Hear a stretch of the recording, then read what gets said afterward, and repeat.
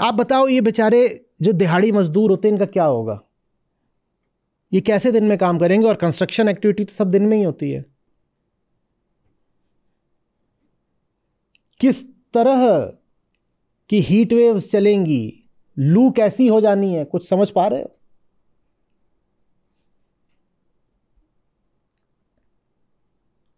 और समझिएगा, हमारी ये जो पूरी शारीरिक व्यवस्था होती है ना, जैसे आप भारतीय हो तो हमारे जीन्स बने हुए हैं एक खास तरीके की टेम्परेचर रेंज में रहने के लिए। जब आप उस टेम्परेचर रेंज में नहीं रहते तो फिर आपको अतिरिक्त इंतज़ाम करने पड़ते हैं। आपको एसी चलाना पड़ता है, या आप किसी ठंडे देश चले गए, भारतीय कनाडा चला गया, तो वो अपना ज़्यादा मोटे कपड़े पहनेगा गर्म। और आप पाते हो कि जब पश्चिमी लोग भारत आते हैं तो भारत की ठंडी में भी वो टी शर्ट पहन के घूम रहे होते हैं, क्योंकि उनका शरीर वो -10 -20 के लिए अभ्यस्त हो गया होता है। भारतीय शरीर बहुत ऊंचे तापमानों के लिए अभ्यस्त नहीं है, और तन पर जब चोट पड़ती है तो उसका असर मन पर पड़ता है। हम साइकोसोमेटिक जीव हैं। हमारी पूरी मानसिक व्यवस्था चरमरा जानी है क्लाइमेट चेंज से, क्योंकि क्लाइमेट चेंज 2 डिग्री का नहीं है, एक्सट्रीम वेदर इवेंट्स का चेंज है। हत्या, हिंसा, तमाम तरह के अपराध बहुत बहुत बढ़ जाने हैं। पूरी पृथ्वी को बुखार आ गया, तप रही है। इंसान भी तपेगा, और इंसान तपेगा तो न जाने वो कितने नरकों की आग पैदा करेगा। उसमें हमारा तो जो होगा सो होगा। पृथ्वी की आधी से ज्यादा प्रजातियां हमने पहले ही मार दी हैं, बाकी सबको हम मार के जाएंगे।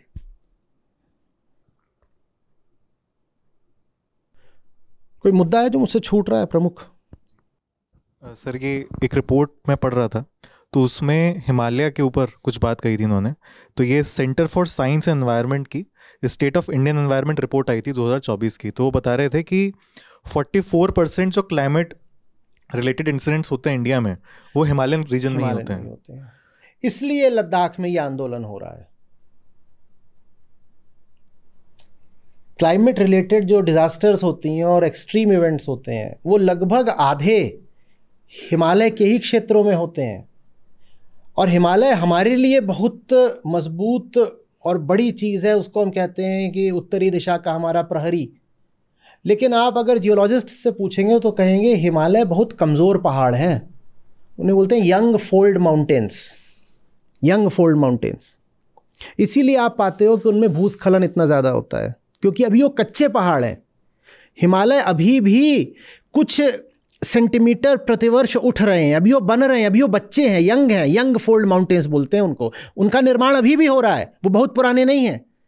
अरावली के पर्वत ले लो, बहुत पुराने हैं, उनमें कुछ नहीं धंसता। या कि आप विंध्याचल चले जाओ, भी पुराना। लेकिन हिमालय नया है।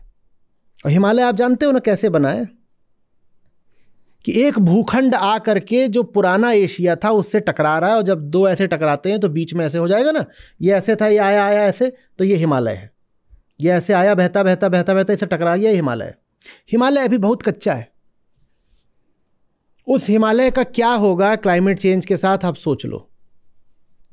और आप जा करके देखो तो हिमालय में किस तरीके से पेड़ काटे गए हैं और वन संपदा बर्बाद करी गई है, और जहां से वहां जो कुछ भी लूटा जा सकता है लूटा गया है। हम यहां बैठे हुए हैं मैदानों पर, हमें उतना अंतर नहीं पड़ता, पर जो लोग वहां के वासी हैं वो तो बिलख रहे हैं ना। जोशीमठ याद है? और कुछ? सर, साथ में जो आईपीसीसी की रिपोर्ट है वो पहले ये बता रही है कि जिस तरह से कार्बन उत्सर्जन बढ़ रहा है, हम लोग 3 डिग्री तक के टेम्परेचर राइज की तरफ बढ़ रहे हैं। तो यहाँ पर ये बता रहे हैं कि यदि इतना टेम्परेचर राइज हुआ तो 90% हिमालयन रीजन में साल भर तक चलने वाले सूखा पड़ सकता है। और हिमालय क्या होता है जानते हो ना? हिमालय वो दीवार है जिससे टकरा करके मॉनसूनी हवाएं बारिश बनती हैं। इसीलिए सबसे ज़्यादा बारिश उत्तर भारत में कहाँ होती है? पर्वतों में, क्योंकि हिमालय ही वो दीवार है। आपकी बंगाल की तरफ से मॉनसून की हवाएं आती हैं और वो हिमालय की दीवार से टकराती हैं तो बारिश होती है पूरे उत्तर भारत में। फिर उस दीवार पर ही सूखा पड़ने वाला है, तो बाकी भारत का क्या होगा सोचो, उत्तर प्रदेश का क्या होगा, बिहार का क्या होगा, हरियाणा का क्या होगा, राजस्थान में वैसे ही नहीं कुछ होता, पंजाब का क्या होगा, सोच लो। हिमालय पर सूखा, अकल्पनीय बात, वो होने जा रहा है। और है कुछ सर? अगर 3 डिग्री तक टेम्परेचर बढ़ेगा एवरेज टेम्परेचर, तो एक चीज़ है जिसकी हम बात नहीं करते हुए, पॉलिनेशन। मैंने पढ़ा है और बहुत रिलायबल सोर्सेज से पढ़ा है कि ये 3 डिग्री का भी जो अंदेशा है जी, ये भी पार होने वाला है। जी जी। लोग 5 डिग्री तक की बात कर रहे हैं। मतलब ये भी एक मतलब कंजर्वेटिव सिनेरियो है। हाँ, जो एक्सट्रीम सिनेरियोज में 5 डिग्री तक जा सकते 5 डिग्री तक जा सकता है। जी। मतलब यहाँ पर जो उन्होंने स्टडी में बताया वो ये कि यदि 3-4 डिग्री तक पहुंचेगा टेम्परेचर, जो पॉलिनेशन होता है वो रिड्यूस बाय हाफ, मतलब आधा हो जाएगा। ये जो फूलों का पॉलिनेशन है, आप जानते हो ना, इन सब के पास एसी नहीं होते, पेड़ पौधों के पास उनका पॉलिनेशन ही खत्म हो जाना है बहुत वजहों से। पॉलन ग्रेन्स कम प्रोड्यूस होंगे और जो एजेंट है पॉलिनेशन का, जब वही नहीं बचेगा तो पॉलिनेशन कहां से होगा? पॉलिनेशन के लिए क्या चाहिए होता है? कोई कीड़ा, कोई भौरा। जब वही नहीं बचा है तो पॉलिनेशन कहां से होगा? पॉलिनेशन नहीं होगा तो तुरंत प्रजाति समाप्त। लेकिन हमारे पास बहुत सारे मनोरंजक झुंझुने हैं, हम टीवी में मुंह डाले हुए हैं, हम सोशल मीडिया में मुंह डाले हुए हैं, और जो मुद्दा ऐसा है कि महाविनाश कि इतिहास में कभी ऐसी नहीं चीज हुई, उससे हम बेखबर हैं, बिल्कुल सो रहे हैं। अगर कुछ मुट्ठी भर इंसान बच गए तो वो हमारी पीढ़ी से पूछेंगे कि तुम कितने बेवकूफ लोग थे यार, तुम राजनीति में घुसे हुए थे, तुम तूतू मैमे में घुसे हुए थे, तुम ये समुदाय उस समुदाय में घुसे हुए थे, तुम खेल, कॉमेडी, मनोरंजन इसमें घुसे हुए थे, तुम इसमें घुसे हुए थे कि अभी और किस तरीके से हम बड़ी बड़ी इमारतें बनाएं। जब प्रलय आ रही थी तुम ये सब मूर्खताएं कर रहे थे। हमने बहुत सारे आयामों में बात करी कि यहां कितना नुकसान है, यहां कितना नुकसान है, यहां कितना नुकसान है, यहां कितना नुकसान है, यहां कितना नुकसान है। जो कन्फ्लिक्ट थ्योरी होती है स्ट्रेटजी में, वो मालूम है क्या बोलती है? वो बोलती है ये सब आप अलग अलग देख रहे हो, लेकिन जब ये सब एक साथ होते हैं तो ये मल्टीप्लाई कर जाते हैं। आपने एक जगह देखा कि 10% नुकसान है, आपने दूसरी जगह भी देखा 10% नुकसान है, आपने अपने आप को क्या समझा लिया कि साहब इन दोनों में तो 10% नुकसान है। जो कॉन्फ्लिक्ट थ्योरी होती है वो बोलती है ये दोनों जब एक साथ होंगे तो वो हो जाएगा 1.1 रेज़ टू द पावर 2, यानी 1.21, यानी 21% नुकसान हो। 10 नहीं है, वो 21% हो गया तुरंत। और अगर इस तरह के 2 की जगह 6 हो जाएं तो 1.1 रेज़ टू द पावर 6 हो जाएगा। देख लो, हमने कम से कम अभी 10 अलग अलग आयामों की बात करी है, वो 1.1 रेज़ टू द पावर 10 है, वो देख लो कितना होता है।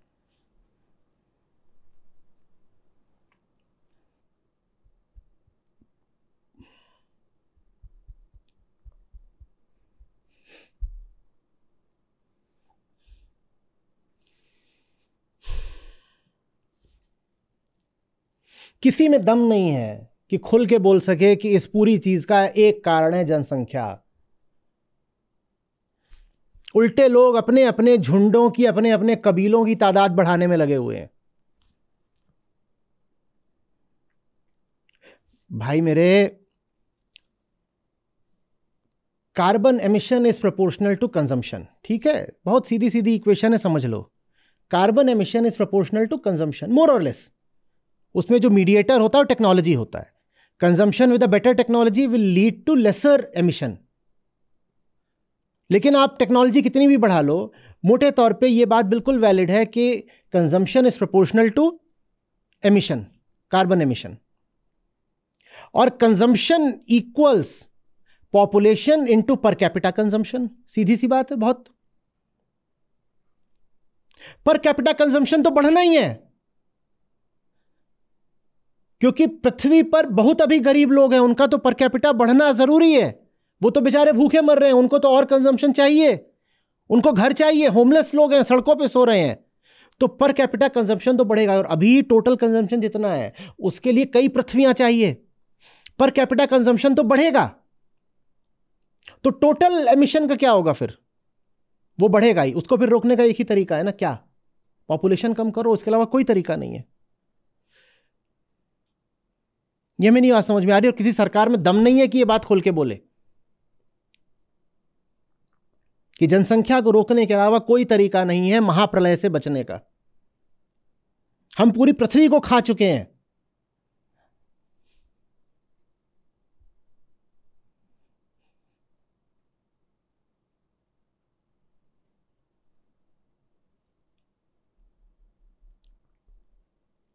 और है कुछ? सर, आप जो भी बात कर रहे हैं उससे जुड़ा एक तथ्य है। एक दिन कहलाता है अर्थ ओवरशूट डे, कि पूरे साल का एक वो दिन जब तक आते आते हम पृथ्वी की उस साल की जितनी रिसोर्सेज थी वो सब हम खत्म कर चुके होते हैं। तो उसमें कहा जाता है कि अभी पृथ्वी का जो कंजम्पशन है हम इंसानों का, अक्टूबर में आ जाता है। जी, वो अगस्त में आ जाता है। अगस्त में ही और वो और पहले बढ़ता ही जा रहा है। मतलब समझ रहे हो, साल भर का बजट दे रखा है पृथ्वी ने कि साहब इतना दिया 31 दिसंबर तक खाना, जितना 31 दिसंबर तक खाना है इंसान उसको अगस्त में ही खा के खत्म कर देता है। तो अगस्त के बाद क्या कर रहे हो? अगस्त से दिसंबर तक ओवर ड्रॉ कर रहे हो, जो तुम्हें लेना नहीं चाहिए, जो तुम्हारा जायज हक अधिकार नहीं है, तुम उतना ले रहे हो। किससे ले रहे हो जानते हो? पशु पक्षियों से, पौधों से, पर्यावरण से, पृथ्वी को ही खा रहे हो। और ये ऐसा नहीं कि खा के निवृत्त हो जाओगे, वो कर्जे की तरह चढ़ता जाता है ऊपर। अधिक खाया है तो कर्ज की तरह चढ़ जाता है ना, और वो कर्जा हर साल कंपाउंडेड इंटरेस्ट की तरह, चक्रवृद्धि ब्याज की तरह बढ़ रहा है। पर हमें इसमें ज्यादा रुचि है कि अगली कौन सी मनोरंजक और उत्तेजक मूवी आ रही है और उसमें कौन सी कोमलांगिनी ने आइटम नंबर बताया है, और कौन सी सेलिब्रिटी ने कितने बच्चे पैदा कर दिए, और कौन सी सेलिब्रिटी ने नया प्राइवेट जेट खरीदा है जिसमें वो कार्बन एमिट करते हुए कौन सी जगह पे जा करके अपना फोटो शूट कर रही है। हमें इसमें ज्यादा रुचि है जानने में।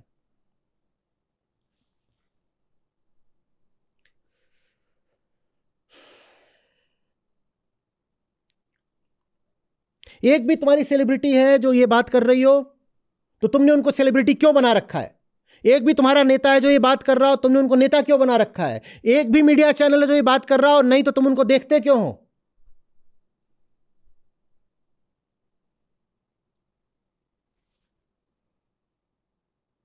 ये सब तो पाइट पाइपर्स हैं। पाइट पाइपर और फैमिली की कहानी पता है ना?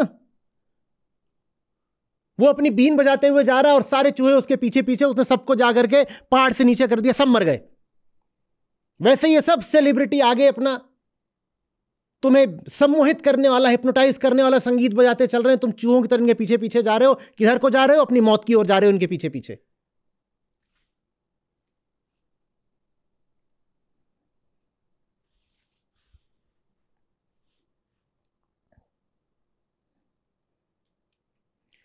जिस सबसे मुझे अफसोस होता है जिस बात का, जो ये करतूते कर रहे हैं वो सबसे बाद में मरेंगे। सबसे पहले इंसानों में मरेंगे जो सबसे गरीब हैं।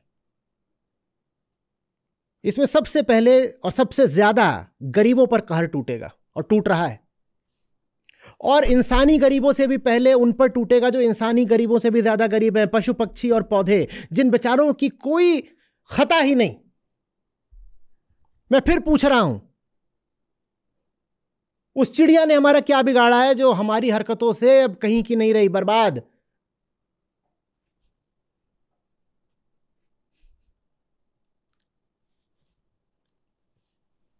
पर हमारे पास हमारी कामनाएं, हमारे अरमान हैं जो हमें पूरे करने हैं। किसी भी हालत में मुझे तो अपने अरमान पूरे करने हैं। पूरा का पूरा ग्रह भेंट चढ़ गया हमारे अरमानों की, और ये अरमान ऐसी चीज है ना, ये सब कुछ खा लें तो भी पूरे नहीं होते।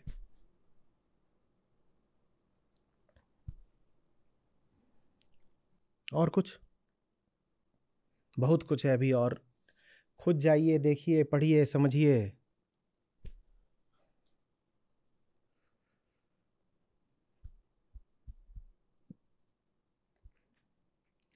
अगर इतिहास लिखने के लिए कोई बचा रहा ना, तो इतिहास जवाब मांगेगा। क्या जवाब दोगे?